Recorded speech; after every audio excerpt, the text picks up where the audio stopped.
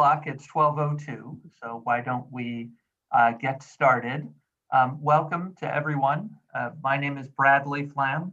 I'm the director of Westchester University's Office of Sustainability, and I'm very happy to see you here today. I want to make sure you know that this is a part of a seminar series, our Sustainability Research and Practice seminar.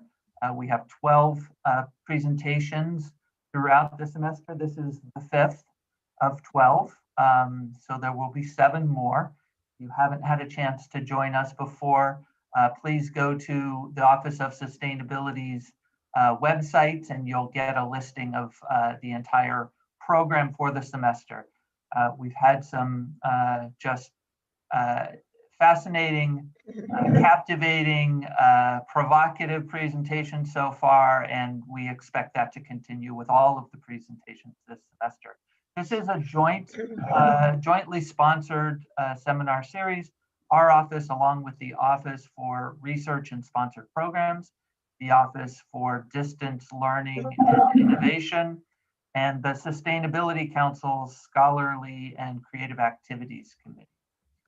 So we are very happy to see you here today. And without any further ado, I would like to pass the digital floor to Mr. Steve Sassaman and his 2 colleagues. I'll let you do the introduction, Steve.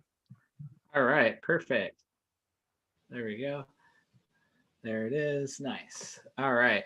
So welcome. Thank you for attending. So I'm pretty excited to present some of our findings with us here today. And right now, this is Steve speaking. I'm a white male with a beard and long hair. I'm currently wearing a navy suit with a plaid shirt and a snazzy purple silk tie.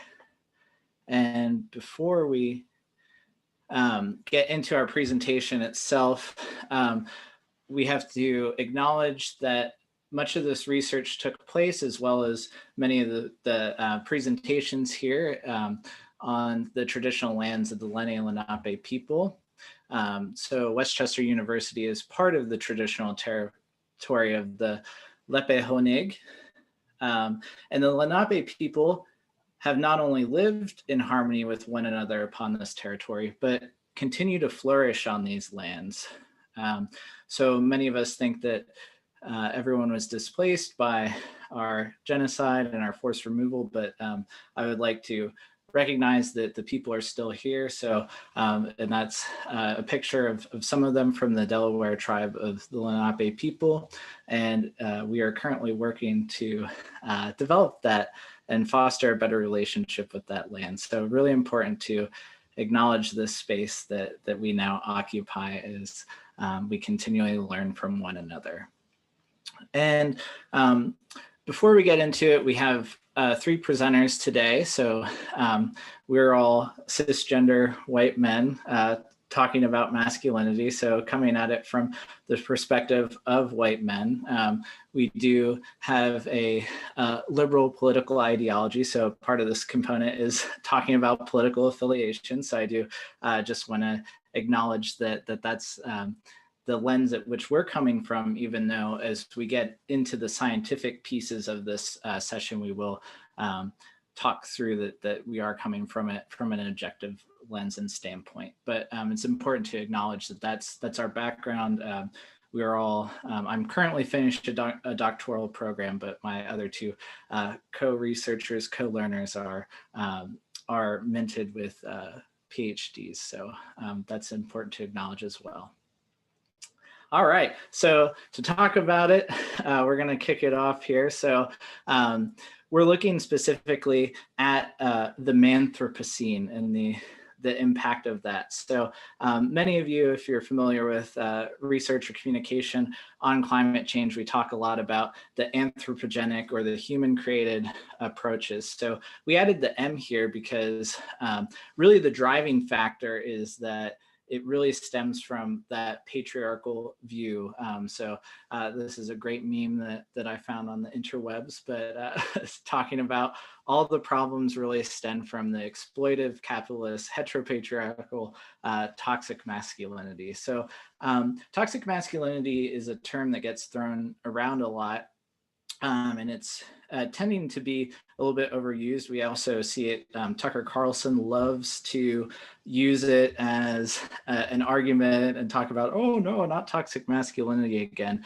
But when we talk about toxic masculinity, we're specifically referring to an interrelated regressive personality traits that together facilitate domination, devaluation of women, homophobia, and excessive violence.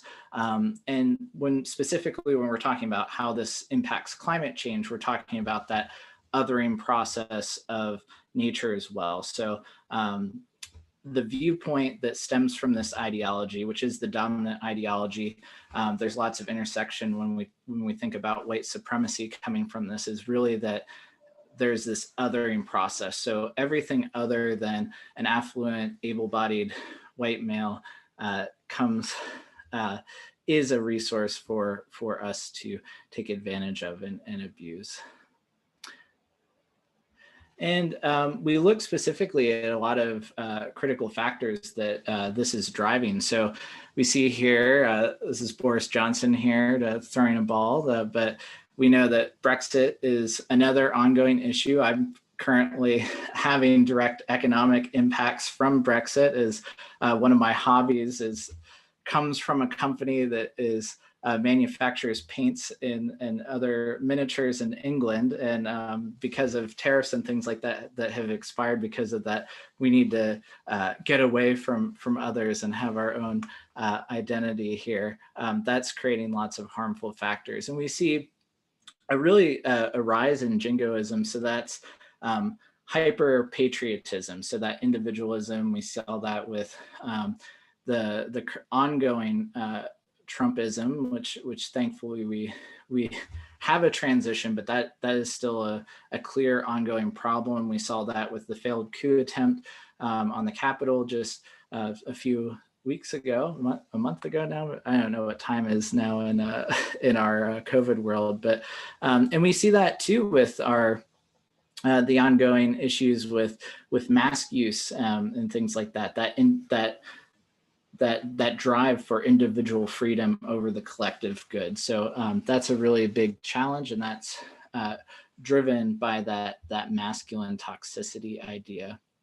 And one of the things that we wanted to specifically look at in our ongoing research area is that we identify masculinity as a lot of the issues that create these other systemic factors, but we wanted to look at how women and non-binary individuals in conservative verbal communities reinforce these ideas and these principles. So this goes through voting for people that might embody more of an authoritative stance.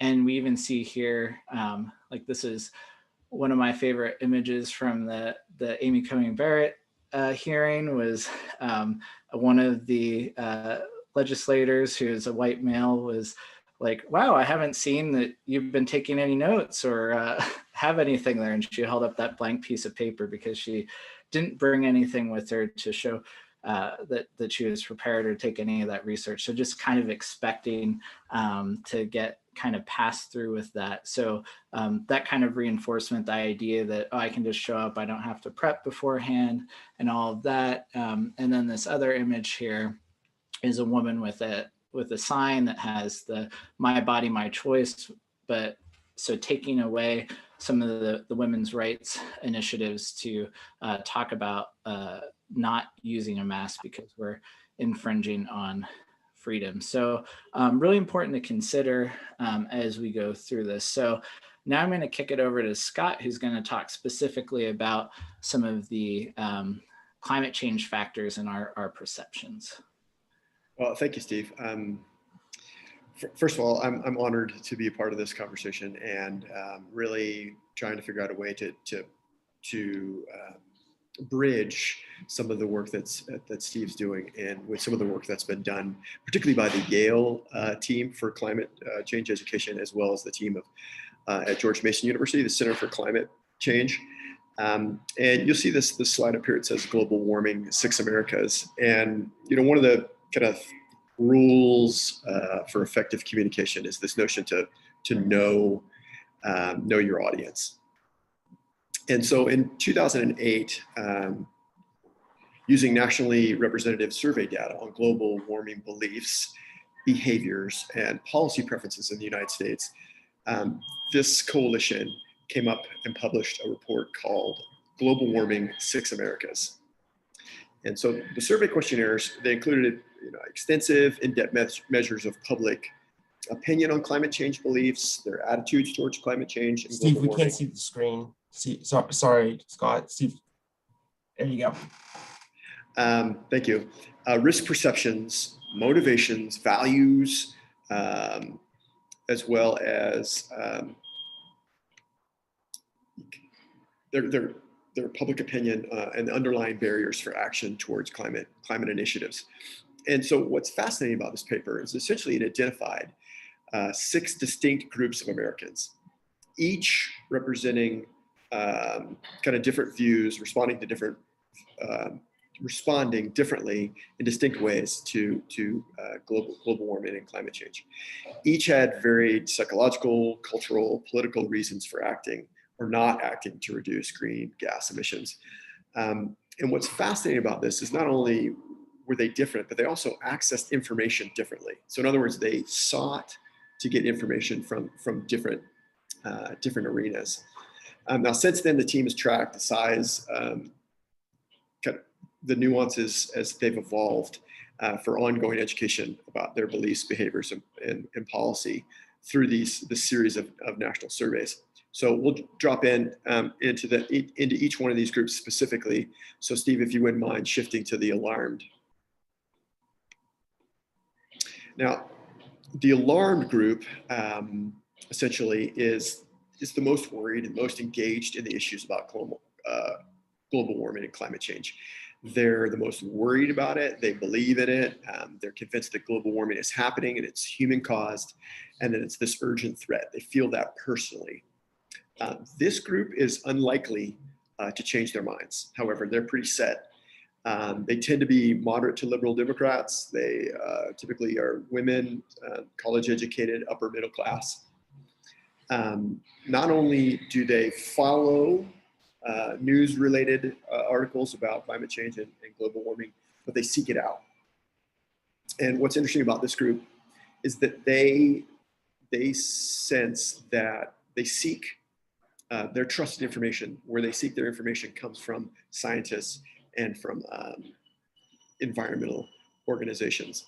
What's also fascinating about this group is you'll notice in this top right,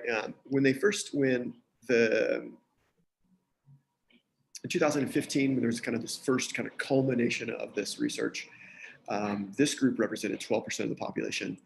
And it's taken a huge jump, as you can see, recently in 2019, that this same group, and analyzing the data, suggests that 31% now of the population in the United States is in this alarmed group, which has some exciting implications.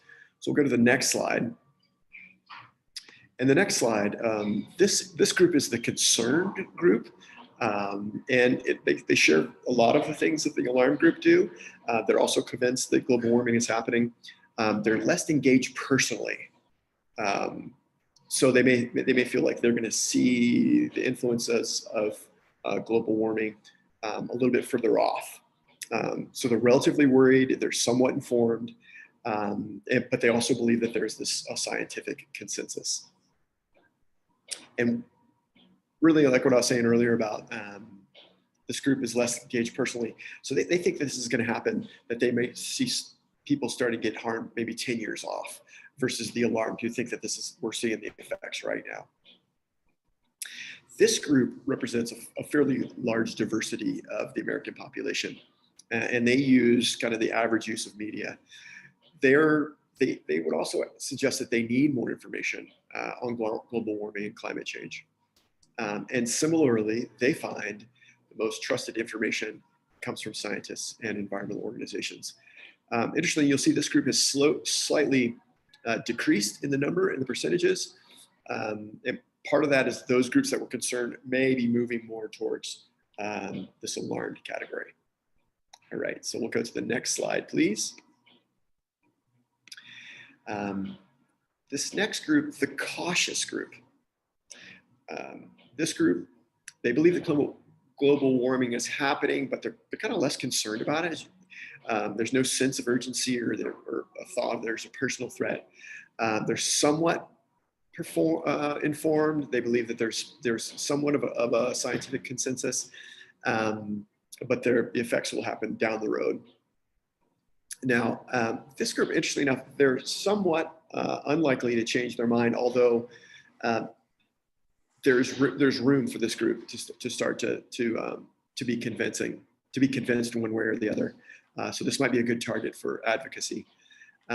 They're evenly divided between Democrats and Republicans, and they generally hold traditional religious beliefs.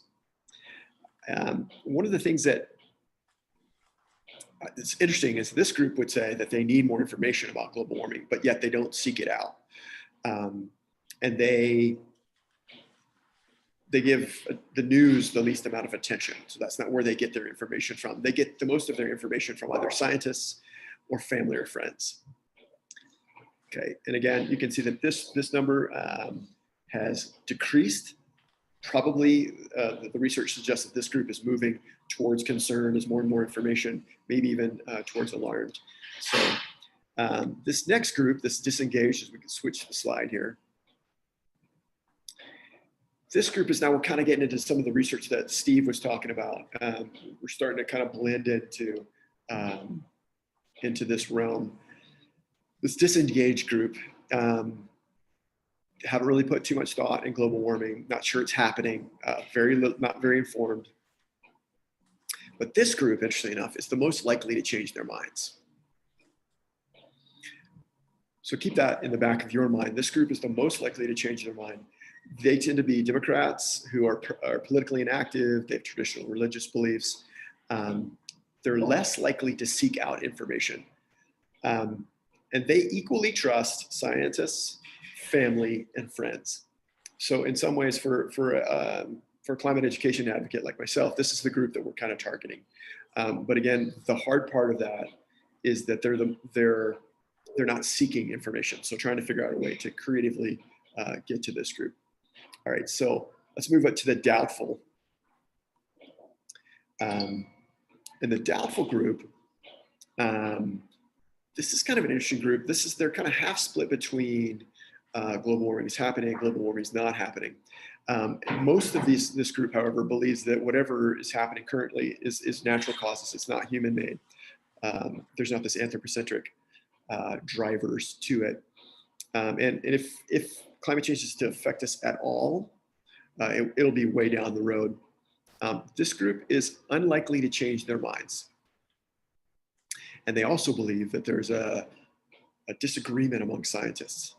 And really they're pessimistic by any initiatives from the government. They tend to be Republicans, and they identify themselves as born again or evangelical Christians. What's fascinating about this group is their most likely group is to trust their family and friends, followed by scientists. So this group gets their information, are a little bit more insulated from outside inputs of information. You'll notice that this group is shrinking as well. So 15% in 2015 and 10% in 2019. All right, so let's move to this next group, and I think this is the group that really, this dismissive group, it's kind of the heart of what Steve's work here is. This group, like the alarm, they're engaged on the issue. They strongly believe that it's not happening. However, global warming, climate change is not happening. They also are well informed. They're also unlikely to change their minds. They tend to be conservative Republicans, high income, well-educated, white male. Now, what's fascinating about this group is they have what we consider a specialized media diet. They seek out specific media organizations that cater to their point of view. So they're seeking this, they're kind of staying in this bubble, right? They're looking for media outlets. They're looking towards sources of information that reinforce this belief system that they have. They do not trust mainstream news media, and they do not trust scientists.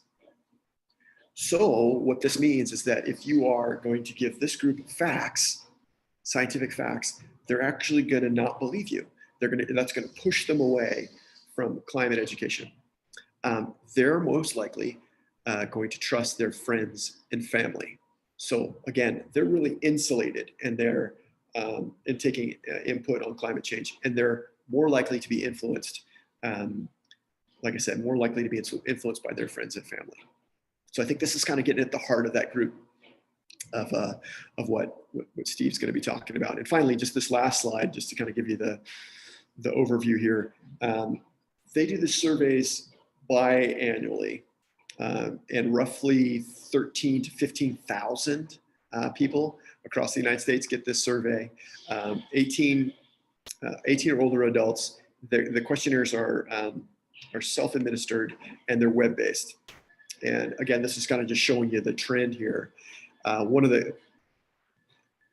encouraging notes is that this alarmed and dismissive in 2014 were similar size, but as you can see in 2019, the alarm now are outnumbering this group. And I think to kind of tie into what Steve was talking about this masculinity trend,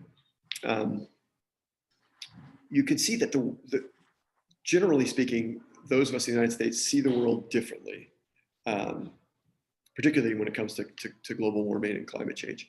But we get our information in different places, and so I think this is really this fascinating idea that some groups seek science to reinforce climate change and global warming, where other groups, that's the exact area that they shy away from.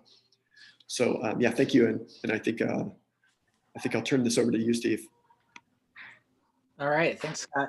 Yeah, so that's a great overview of just kind of the broader scope. So as we can see, a majority of people are concerned and working actively to address and think about specifically the factors that influence climate change. Unfortunately, a lot of the narrative around it, and when we think about the power dynamics in our country and across the quote unquote Western society, is still primarily dominated by these affluent white males. So that also, of course, now there's a truck out there, so I apologize for that noise.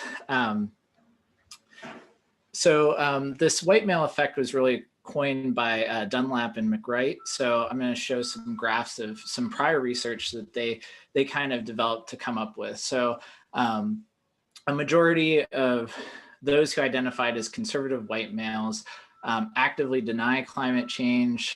They recognize that global warming is exaggerated in the media. So we see that with the trends on the so-called fake news and all of those narratives. So that plays a key role within these climate change circles. We see now with the advent of places like, do we say places like QAnon and those sorts of subgroups within these social media bubbles, that we really have that insular information. So it's just really reinforcing those factors. So this is a quote from Holtman and Poulet, who have a really great ecological masculinities framework, which is, again, where this idea of the anthropocene comes from. So the link between industrial breadwinner masculinities and climate change denialism exposes a disconnection between modern Western male streams and Earth care. So there's a clear disconnection between actually thinking about the Earth as something that is a part of our community and something that we need to care for. So taking it back to a little bit about that toxic masculinity piece is that it really is that othering process. And I have here, we have Elon Musk riding his SpaceX rocket, because this is one of those narratives that's pushing out. So even within conservative bubbles, Elon Musk is celebrated as someone who's pushing through these, oh, he's creating his own business and he's doing all these great things for the economy through so-called environmental initiatives. And this is this comes again from the Yale program on climate change communication. But this is really interesting where we see here, even those who identify as Republicans are seeking renewable energy sources and would like to see an increase in that. But the big challenge here is that the individual choice idea. So tying back into a lot of the literature around masculinity and how that influences our behaviors and our decision making, it really stems onto that individualism and that idea of I need to have it be my choice, not that the government's telling me to switch over to this. I want to drive a big hulking truck because that's what I want to do. Yeah, maybe I'll pay more in gas, but that's my choice, so I'm going to do it. We see a very clear example with this, with a lot of what's going on in Texas right now. So you can see here, you've probably seen in the news that we're talking a lot about how the Texas energy grid works. So you can see here it's completely disconnected from the rest of the US. Whereas all the other states, so for example, if PA had a climate crisis and an energy crisis all at one time, we would be able to outsource some of the excess energy from our neighboring states because we're connected to that grid. But because Texas is very rooted in that self-sufficiency, that hyper-individualization mindset, they're off that grid. And therefore, we saw a lot of the issues that came up. And of course, what's happened with that narrative is this has been taken advantage of as a way to critique the Green New Deal and challenge that as something that's not effective because they cite the wind turbines froze. And admittedly, that was because there was cost saving that was taken into consideration, not thinking that Texas would have the temperatures they do, because as we know, South Dakota has tons of wind turbines that function very well, but because their climate generally does have those cold conditions, they treated those for them. But one of the big parts that's lost in this discussion is that Texas is largely still dependent on fossil fuels. So with 54% of their energy coming from natural gas. So they're still very much dependent on those sources, that extractive finite resource mindset. Now, we kind of intro this a little bit, but we're going to look specifically at some of our masculinity frameworks. So the Conformity of Masculinity Norms Inventory, the CMNI, which was developed by Mihalik and his associates in 2003. This is the predominant scale that's used to measure from a psychological standpoint the influences of masculinity. So it includes 11 gender norms. So winning, emotional control, risk-taking, violence, playboy, which just means that you want to go out and get as many women as you can, self-reliance, primacy of work, power over women, disdain for homosexuals, and pursuit of status. So these factors were identified. The initial survey included 94 items. It's a questionnaire that uses the Likert scale, and it encourages people to self-identify. So the assumption with the use of this scale is that the person taking this scale identifies as a masculine individual. And most of the research surrounding this scale, just because of the nature of access to data pools and human subjects, it's predominantly white college men. So there's a lot of constraints there within that. So several of the factors when we talk about risk-taking behaviors and things like that are issues that might more directly impact college men. So it doesn't really get to the heart of how masculinity is directly influencing our behaviors.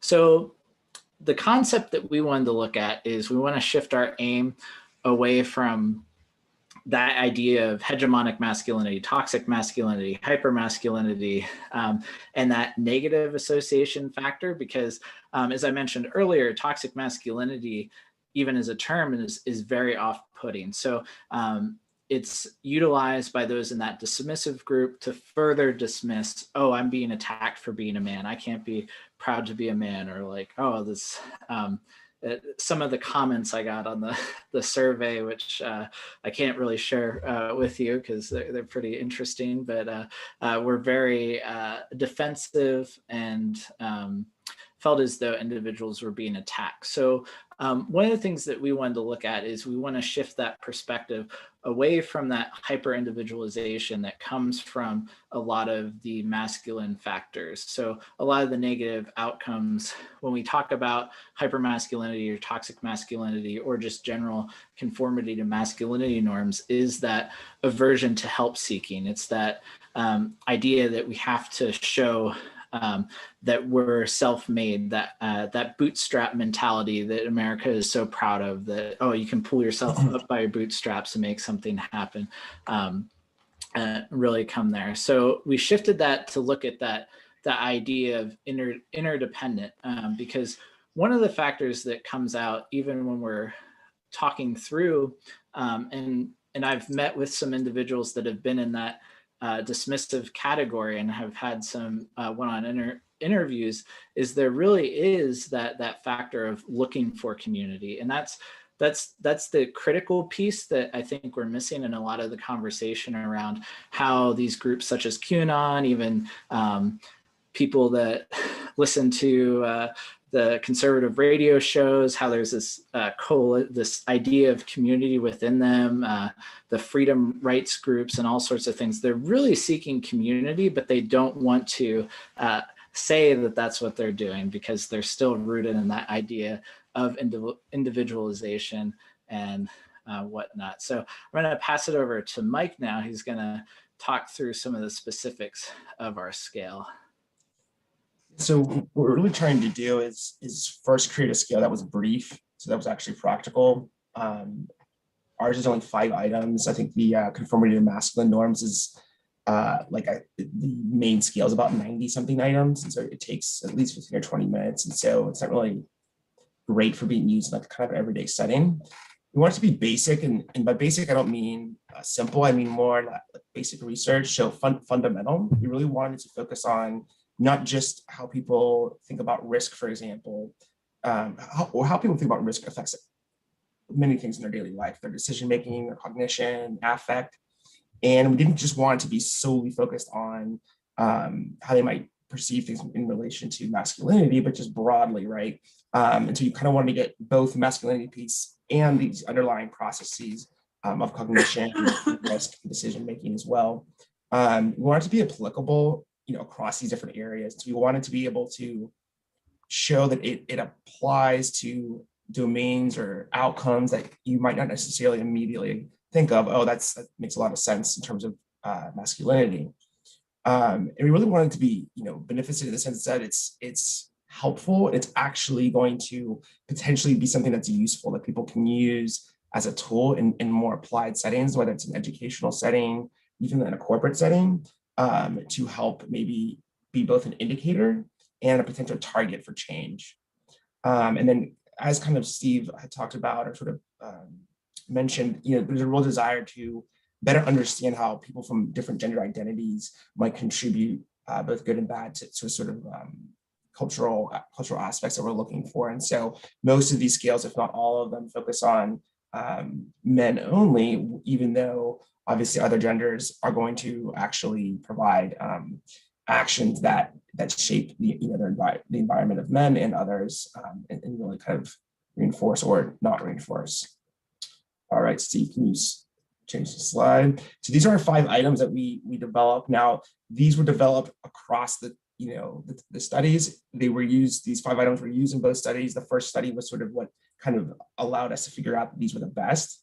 And so really what we're focused on is getting people to understand sort of their valuation of physical versus intellectual strength, whether their evaluation of sort of how they show emotion, right? In terms of is showing emotion in the form of crying, for example, strong or weak, how they perceive their own actions and actions of others as fair or not fair. And then also how they perceive risk in general, so broadly, right? So we're not asking them specifically in the context of, some sort of masculinity context, but broadly, how do you like to gamble more or play it safe? And then the self-sufficiency piece versus others. And that sort of makes a lot of sense, right? In terms of how we have been talking about sort of these types of individuals with the 6 climates, right? People that are going to be less interested in be more self-sufficient, you would expect to be maybe a little bit less interested in the climate and things like that. All right. So for our first study, we recruited 168 individuals using Facebook advertising methods. The great thing about using this methodology is you can get a large number of people fairly quickly, and the samples tend to be very geographically representative in terms of across the United States. And so generally they correlate very strongly with the actual geographic distribution across states. We did this in November, so it was an interesting time to do it. This was right after the election in November. And really what we were looking for in this first study is, one, we wanted to validate that it was what we thought it was, right? So was it is this skill showing this preference for an authoritarian versus collective leadership, right? And so we thought, okay, higher aim would be more collective leadership, but that's what they would prefer. What about climate change, right? Higher aim, we would expect to be higher climate change beliefs. And then political affiliation, we expected moderates and liberals to have a stronger aim than conservatives on average. All right. And so the first result here, so on the left, we saw that the aim score was significantly correlated with greater perceived value of teamwork, right? So this collective versus authoritarian leadership. And it was pretty strongly, moderate to strongly correlated, I should say. And then we saw a nice, albeit modest, difference between these political groups. So this is just this sort of initial proof of concept to say, hey, we would really expect these things to be the case. And so if we want to say that our construct, as in this aim scale, is measuring what we think it should really show these things. And these were all very statistically significant findings showing the differentiation. All right. And so then we wanted to take it a step further and say, okay, what about gender? There are gender differences while accounting for political affiliation instead of just looking at it separately. So generally what we're seeing here is, although there were no non-binary individuals in the conservative group, we generally are seeing that essentially females and non-binary, people who identify as female and non-binary, are showing greater aim across these groups, really overall. The moderate to independent isn't statistically significant, but the other two are. And so these error bars sort of denote how much error there are within each of these subsamples. And so you can generally see, right, that not just are we seeing that there's greater effects, or greater aim across these political groups, but we're seeing greater aim across political groups also, when comparing the genders. So they're really seeing a nice interaction potentially. And so that's important that we're seeing it regardless. All right, Steve, go for it. And so then we wanted to show a sort of initial validation piece, right? So, how would our aim scale look in terms of its correlation with climate change? And so what's really great about this is if you look at the x-axis where climate change is, that is the entire possible range of the score. So you can literally get a score from 0, 1, 2, 3, 4, all the way up to 40. And so that means that the majority of the actual possible options were chosen by the participants, and the entire range was essentially more or less accounted for. And so you can see our scale on the y-axis there on the left is a little more, it's a little broader, but we see a very strong correlation here, suggesting, right, that greater aim score means you believe, correlated with believing in climate change to a much greater degree. And so that was a nice additional proof of concept. All right, next slide. So for the second study, you kind of want to take it another step, right? And so Most of it was just let's replicate. So a big part of it was let's see the same thing again. But, maybe there was some weird stuff with the election, right? Maybe that time period was weird. Maybe we just didn't have enough people, so let's add some more people to it, right? It could be a lot of different things going on that you just want to make sure that you see it again. And then on top of that, what we really wanted to see is, does the aim correlate with a standard or like the standard approach type of scale in this domain?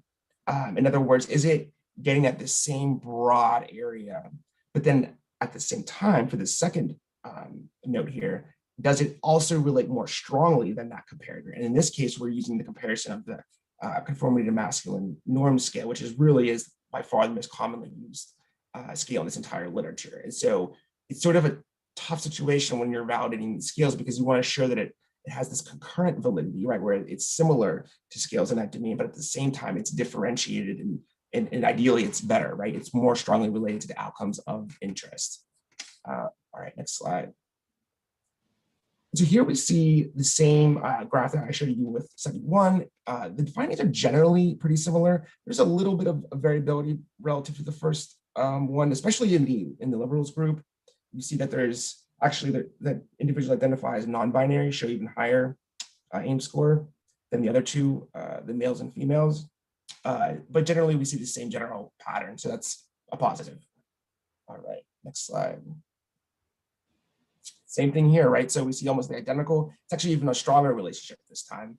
The correlation was like 0.7 or something, which for 120 people is actually pretty shockingly high, given that these are completely separate outcomes. These are not, you're not using similar words. You're not using in any way clearly the same, area of interest or subject matter. So I think that's a very positive replication finding as well. All right, next slide. And so this was establishing this concurrent validity, which is just sort of nerd for, like, again, these two constructs relate. So our scale relates to the traditional approach, and so it's mapping on, right? And so that's good. All right, next slide.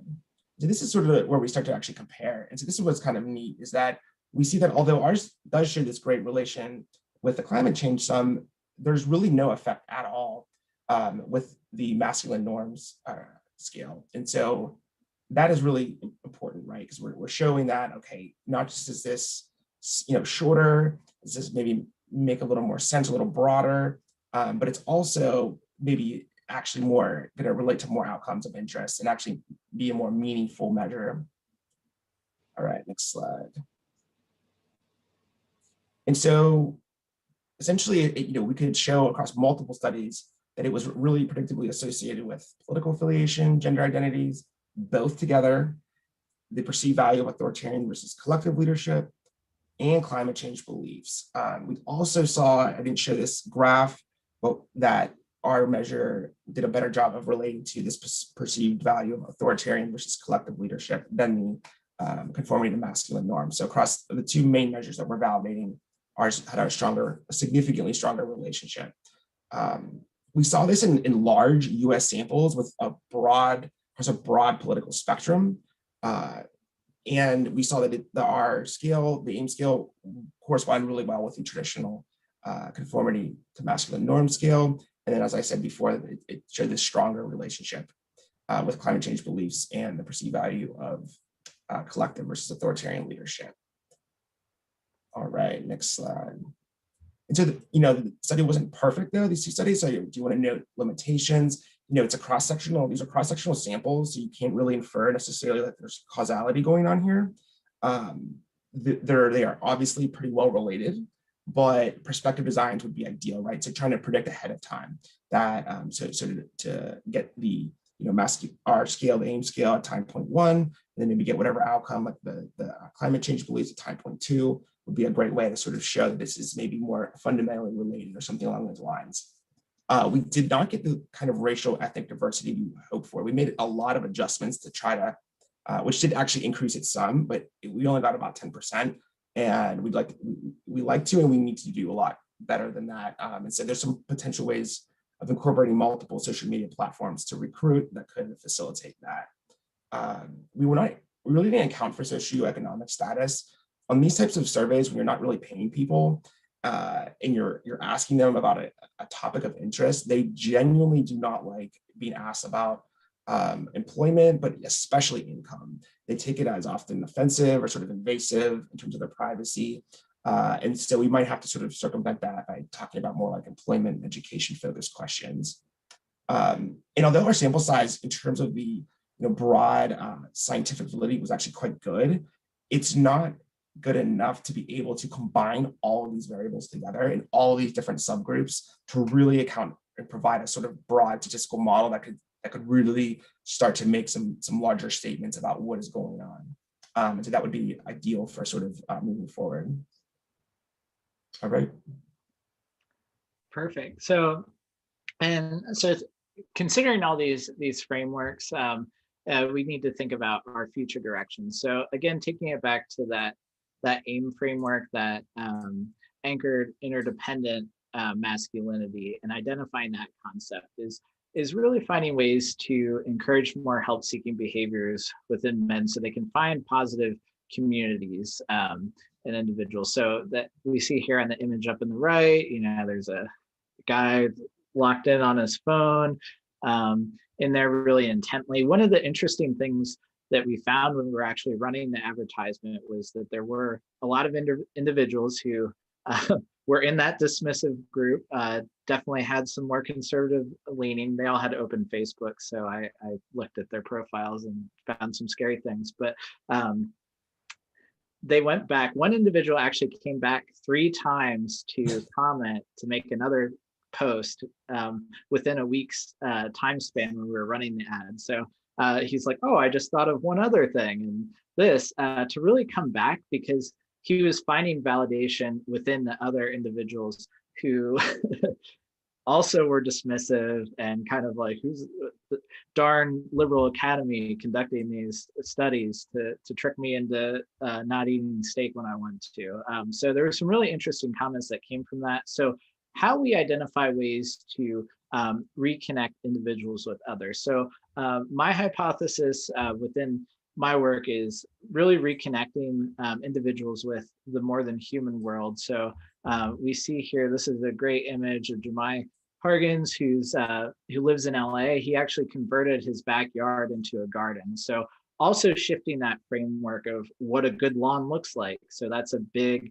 factor. Those of you that have been in some sustainability meetings with me, when I talk about why do we have so much grass, what's going on with this, it's that concept of I have a better lawn than you, but what are some ways we can reframe this? So we can get to that self-sufficiency piece and that kind of ability to provide for one's family, which is a really core concept. And that's what comes a lot from this trend of what Michael Kimmel calls aggrieved entitlement, is that these individuals feel threatened by the other. So that relates to women, that relates to marginalized groups. We see that that's why we have so much of a framework around, we got to close our borders. That's why we see that jingoism appearing in most of our Western societies, even in Scandinavian countries, which we think of as these great communal areas. We're seeing a rise in this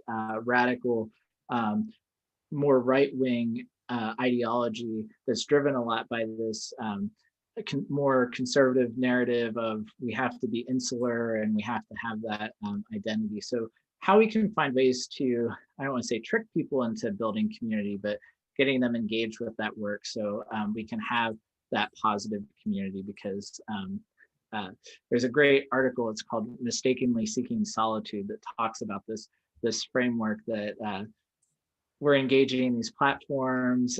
It might be even online gaming. That's a huge recruitment tool that we see from the right wing coming through.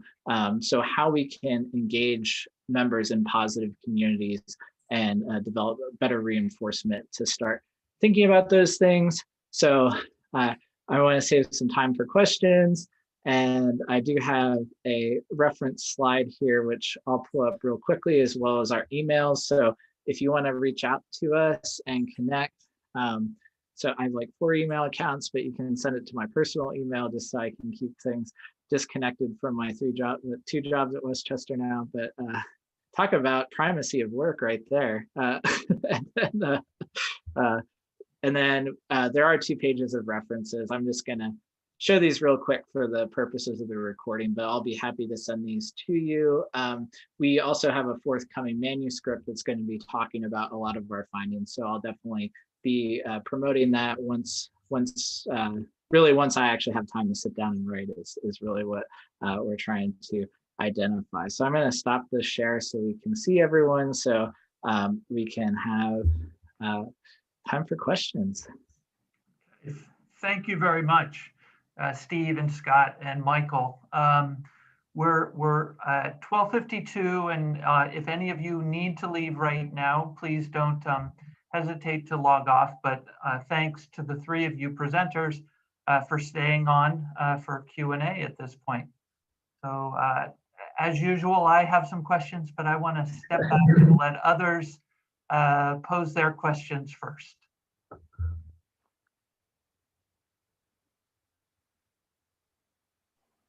I don't necessarily have a question, but just a comment of I see so much of this thread within the college students and the mentality of what masculinity is and looks like. And obviously in the therapy room, that looks very different when somebody's asking you to kind of break down and be vulnerable and talk about things that sometimes are perceived to not be a masculine thing to do. So this was definitely very relevant to my work. And as you had mentioned, I think it was you, Steve, who had mentioned that that people often take offense to certain things when you even imply that they should do something that isn't necessarily traditionally considered masculine, like talking about your feelings. And so I just found that to be interesting, because I definitely see that in my line of work for sure. Yeah, for sure. Thanks for sharing that. Yeah, and I think that's a big thing, and that's what a lot of the prior literature really looks at, that aversion to help-seeking factors, and really the only emotion that is reinforced for men to demonstrate is anger and that violence concept. And we see that a lot with, there's also a lot ongoing with the rise of domestic terrorism and active shooter events. It's overwhelmingly white males who have access to firearms, so there's not as much thinking there. I can go off on a whole tangent there, but who want to commit these mass acts of violence. So it's not like, oh, I'm weak, I'm just committing self-harm or taking my own life. I'm taking others with me as a reaction. So that's another really alarming trend that is also reinforced by a lot of these subgroups that really spew hate language and violent rhetoric. I was also just going to add to that. I think it's important. One thing we're trying to do here is have a measure of this sort of construct that we're measuring, but also have it sort of be, if someone's exhibiting, if they're actually able to say, that they are showing vulnerability, that they do think, showing some affect is actually a good thing. It's sort of, the idea is that's a protective strategy, and that by actually assessing it, you can actually have a real world behavior that is very clearly linked to things that we do in our daily lives, whether it's, talking to a counselor, talking to family, opening up in any context, that if done would have massive implications for that person's health and how that person behaves towards others. So instead of it just being sort of this ivory tower, let's, sit and, think about these incredible philosophical constructs, let's actually do something that, that can be tangibly and somewhat objectively seen as valid and also measurable too, is what we're at least going for. Yeah, something else, Liz, that made me think when you were talking about the framework where people feel vulnerable. And I think that's one of the wonderful things about this actionable piece that Steve's offering here, is that this, trying to seek out the other than human place to connect with nature, because it's a different dialogue, right? We're going to have a different dialogue with someone that a human, for lack of a better word, right? To show our vulnerability, but somehow maybe in nature, we're breaking down and getting back to our evolutionary roots, and we may feel more likely to connect, commune. So I really thank you for that, sharing that piece, that valuable piece.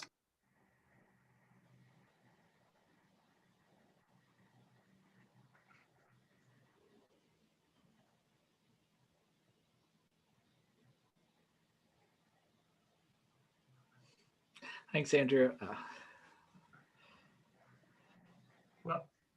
if I can jump in with a quick question. I found this fascinating. I wonder if the model of creating an index, this anchored independent masculinity index with just 5 questions, are you making any sacrifices in terms of the depth or the sophistication with which you can explore this concept of masculinity by reducing your scale to 5 questions? There's certainly value in being able to, offer this. It's very quickly done, very quickly analyzed. But are you sacrificing anything by just asking those 5 questions? That's a really good question. I think so. The goal of it, and I think the question is assuming they do what we think they do. First, I would say they were designed to get at social. One was at very clearly that sort of social valuation, social distance sort of piece, right, with the self-sufficiency. One was sort of cognitive perceptions and behavior related to risk. So these are very, very broad and profound stimuli that affect daily decision making and cognition. And so, assuming those are getting at the broad sort of outcomes, or that would relate to the broad outcomes that we think they are, adding more items looks really great in the context of, oh, I have this fantastic scale, and it makes the statistics easier actually, and it makes it harder when you have fewer to actually oftentimes show that there's validity. And then I think also showing that our scale did indeed relate to actually, to better to outcomes than the alternative that was developed over like 20 years of, with thousands of undergrads. I think suggests that maybe this isn't the right direction.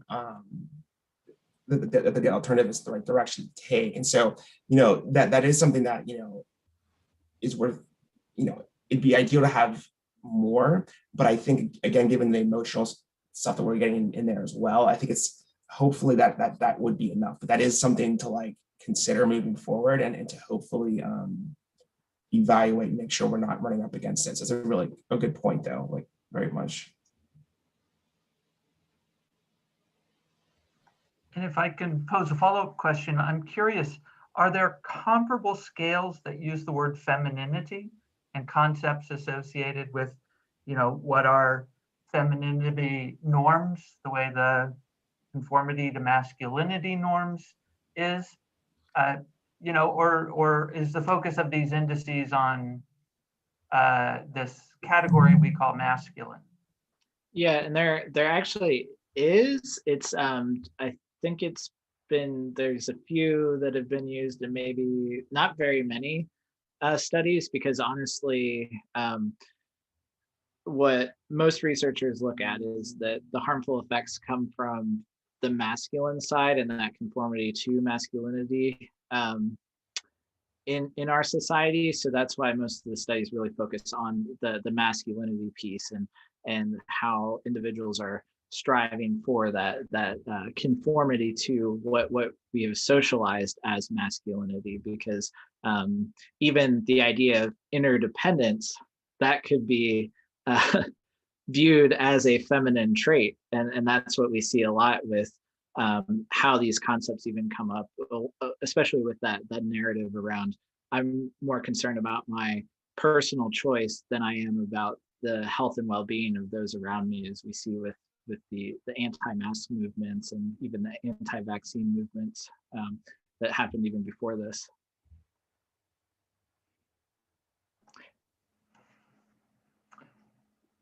It seems you found a respondent who identify as women to take your survey.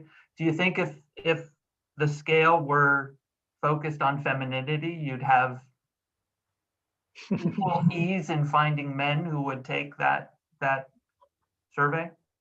Probably, definitely not. But yeah, and I think that's probably part of also why that they haven't been as used, because I think there's still that superiority of masculine traits, even when we think about leadership values, even what was interesting was that even with the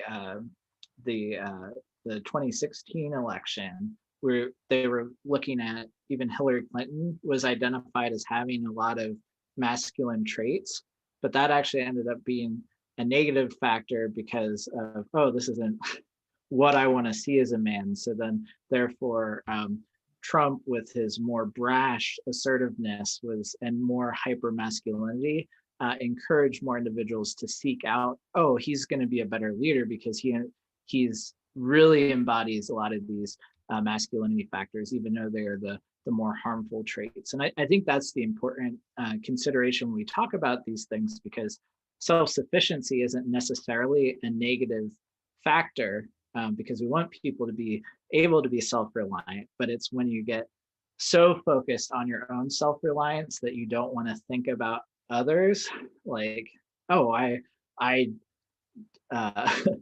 to recycle just because I'm trying to think of a good example, but, or like my dad's a really good example of, he was always really honest about turning off our lights in the house because he wanted to save money. He wasn't thinking consciously about the environment with that. So it's when you get so rooted in that, or that aversion to, I'm not actually going to seek help from others, that we have these critical issues.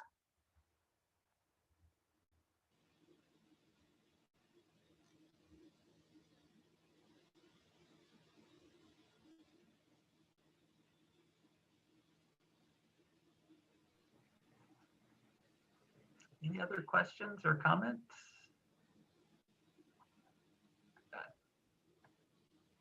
Well, it's a little after 1, so we probably ought to wrap up. I want to thank our 3 presenters for just a fascinating, thought-provoking presentation. I can say I'm very much looking forward to how you develop and use this scale to explore issues around climate change, around sustainability.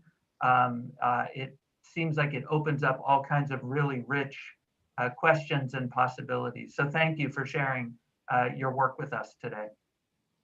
Thank you for having us. All right. Goodbye, everyone. Bye-bye.